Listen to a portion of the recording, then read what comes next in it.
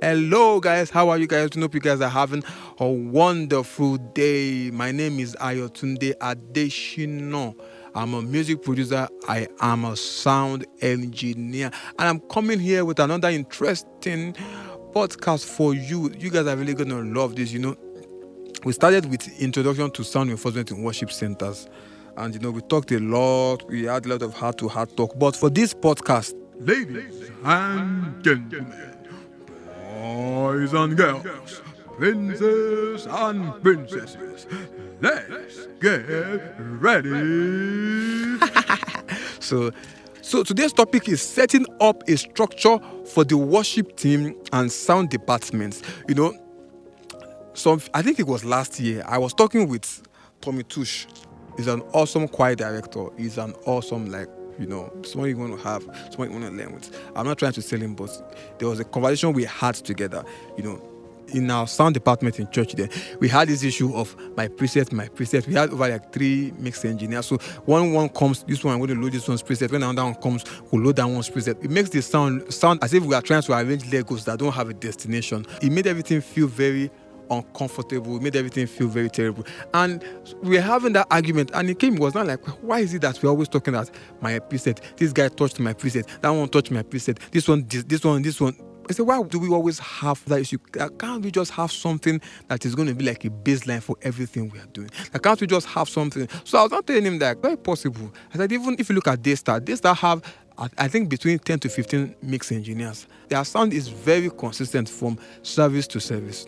Even when they swap their engineer, the sound is still the same. There's no changes, just little, maybe just little changes that are not really noticeable. You get my point? So it was not like, is there something that they are doing? Is there something that we are doing that we are not doing that?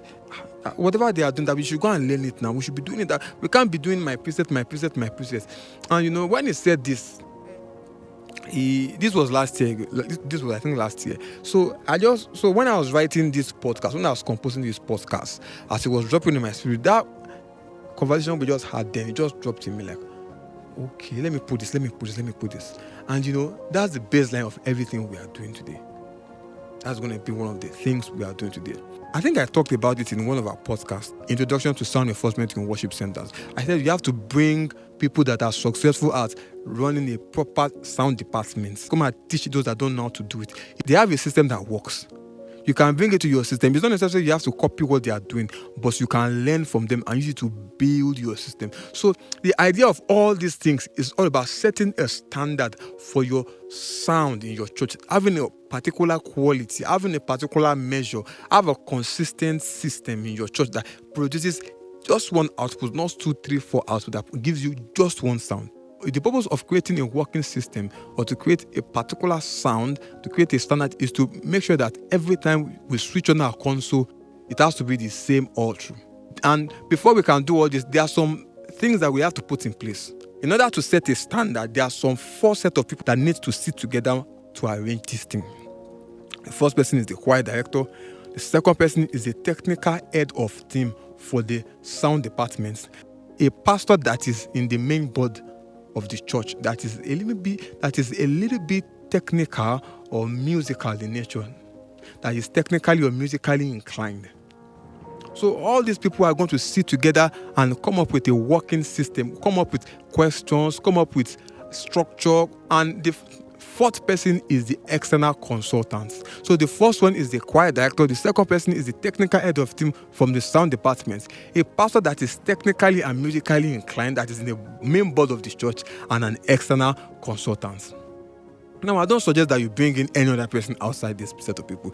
Instrumentalists, vocalists, any other person, they are not important. They are going to make you miss your turn. The reason why I said that is, let me give you an illustration. There was a time we had an event in our church where we always had the issue with the new arrangement we had in the church, where we had a lot of instrumentalists choked like titles to one part of the hall, and it's creating a lot of resonance, low frequency resonance in that particular area in the church, and the speakers are flown high. So the people in that section are listening to more of the low frequency and less of the high frequency. So the people in the middle are the people that are actually enjoying the full range speakers. So the people in the front will always complain that there's a lot of sound coming from that side.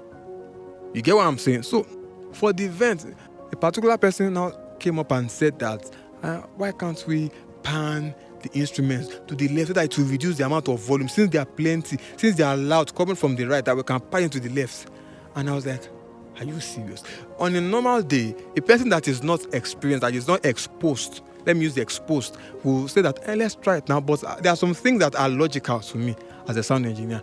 There are some things that if you say them, I might not have any experience, but I can use a little bit of my experience to say, okay. But there are some things that when some people just say it's not practically, if you put it together, you know that this is not going to work. There's really no point trying to beat around the bush pertaining to this. So I was not like, okay, you're a doctor, right? I said, do you know that God gave us 2 hands, 2 eyes, 2 ears, 2 legs for one reason, and the reason is balance. All these people that walk on rope, all those things that people walk on rope, why do you think they spread their arms wide? It's because of the balance. If they had one hand, they might not be able to attain that balance. So if you are not saying we should not take some instrument and start pioneering it, don't you feel that is wrong? It's like removing one ear and say the best will be using one ear. We listen to people, it doesn't work. So all these things here, they are very, very important that you don't let them come in and compromise purpose, because everything you are doing now is about the vision of the church. These people are the key people when it comes to the media department of the church. So these people are going to come together and see. So that's the reason why I don't suggest you bring it. They will bring in some suggestions that will really affect what you're doing. So everybody coming in, all of us are all workers. We have to blend with the structure that the church is bringing in, that the church wants to set. So everybody coming in must blend. It's a different thing if it's a band. The setting up of the sound is going to be about the band. But when it comes to a church, it is for the church. So everybody coming in should work around what is available. So you get my point. So it's very, very good to make sure that everybody aligns with whatever is put in place.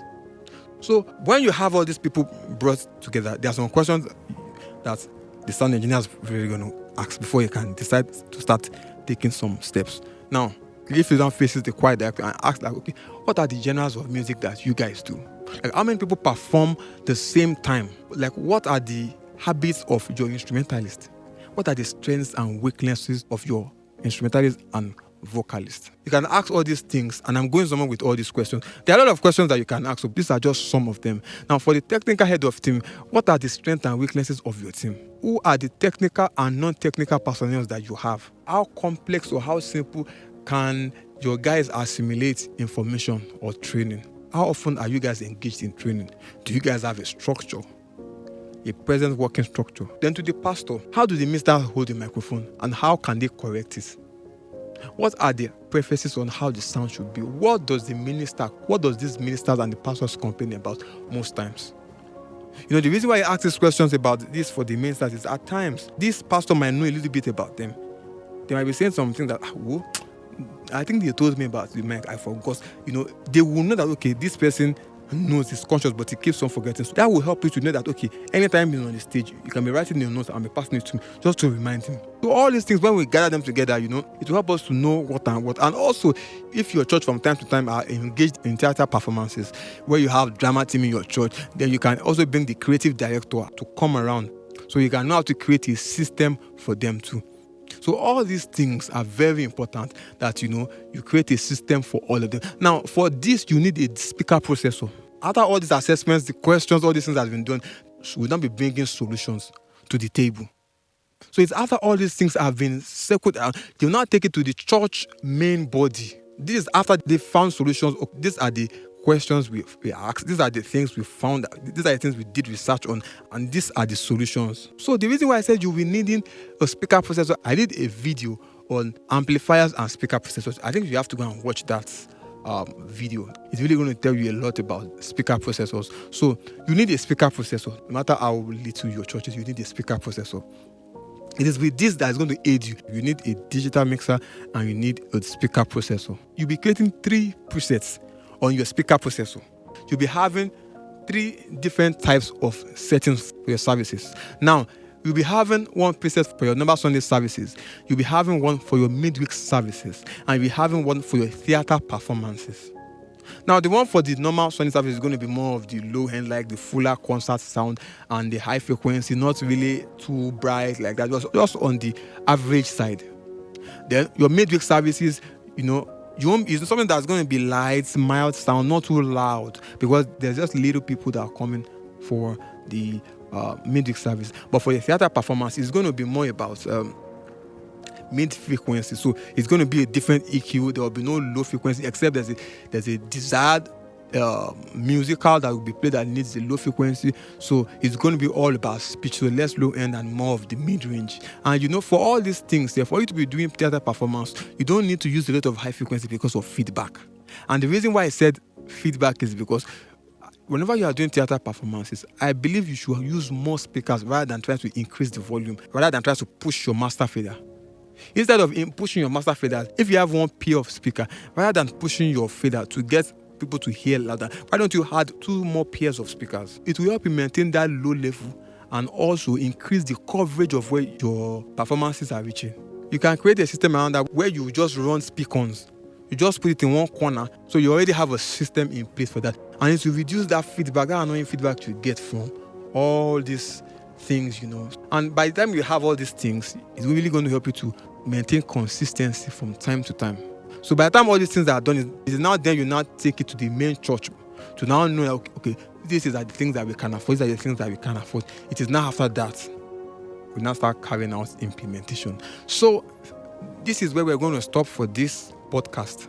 So the next one is going to be something that's really, really interesting. I want to beg you. See, I'm kneeling down for you, please. See, I'm kneeling down for you. See, so the next podcast is going to be about the implementation of these decisions. Please, I beg you. You cannot miss this one. You can even miss the first one. This one I just thought. But this one, I beg you, in the name of God, you cannot miss this one. So, because this one is the bomb. This one is like, the first one is the wrapper of the ice cream. The gelato. The main gelato is this one that we'll be doing in the next podcast, which is going to be the implementing of this thing. It's going to be an interesting one. You'll be wowed at what you're going to learn from this. So thank you very much. I really, really appreciate it. I'd love you to follow me on Instagram at AM Studio Nigeria, and personally you can follow me at Adeshina Ayotunde88. On Facebook it's Ayotunde Adeshina. Also on YouTube Ayotunde Adeshina. You can chat me up on WhatsApp on 07067942997.